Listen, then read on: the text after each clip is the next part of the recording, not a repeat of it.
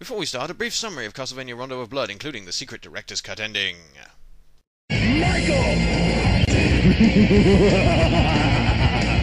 Well, if it isn't the heinous terrorist, public enemy number one, Richard! Hey there, Michael.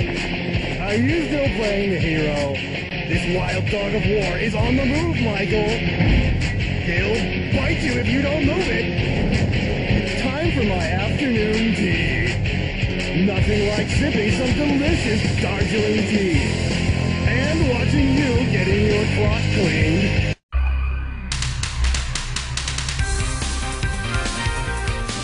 What is a man? A miserable little pile of secrets. But enough talk. How about you?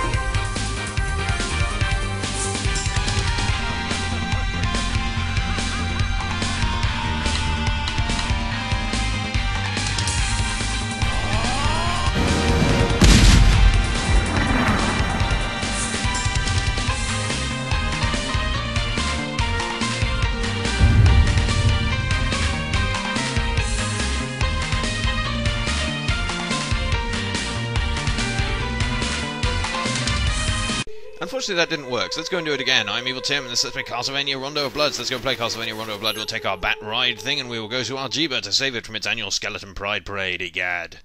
These horses are double parked. I wonder what that's all about. Let's ask them, shall we? You try finding a place to park in town at this time of night, you silly tart. I never. Let's not talk to those rude horses ever again. Instead, we're going to slay these skeletons using doves as a symbol of peace.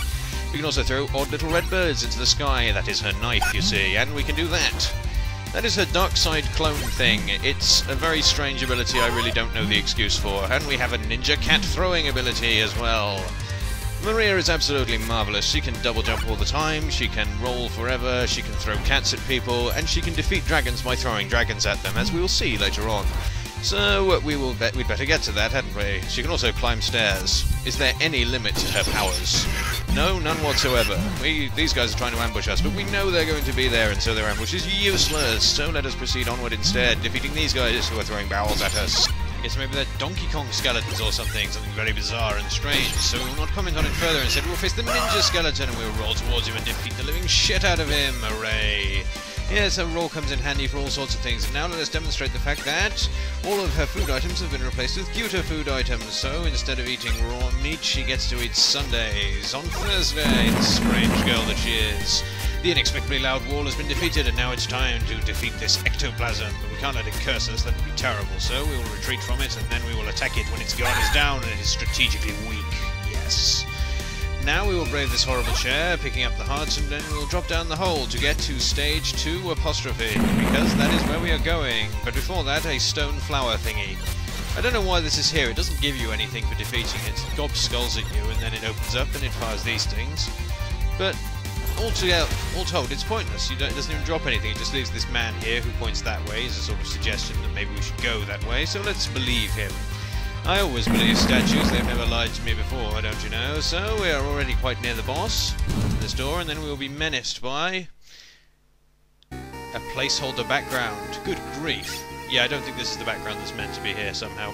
Right, so I'm going to get drunk with power and use a save state here so I can show you this. This is holy water yeah, it turns you into a completely useless Koopa shell that can't jump. I don't really know what the reasoning behind that is, so let's ignore it, and instead we'll go and get the dragon, which is her version of the cross, and is marvellously powerful. We will throw doves into that wall, trying to destroy them, but sadly they pass straight through the wall, and so our dove destructity is in vain.